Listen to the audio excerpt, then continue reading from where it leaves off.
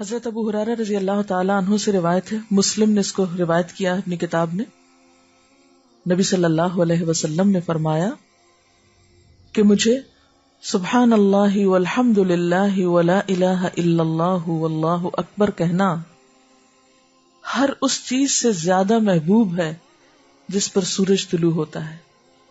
یعنی میرے پسندیدہ ترین کاموں میں سے، پسندیدہ ترین چیزوں میں سے ہے کہ میں یہ ذکر کروں.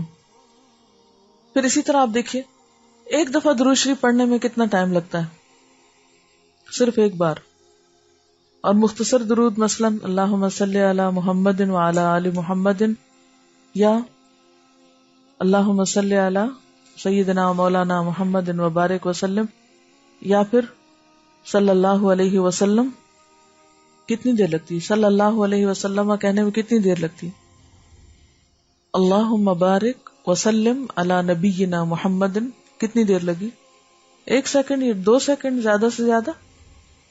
نبی صلی اللہ علیہ وسلم نے فرمایا جو شخص مجھ پر ایک بار درود پڑھتا ہے اللہ تعالیٰ اس پر 10 بار رحمت کرتے ہیں.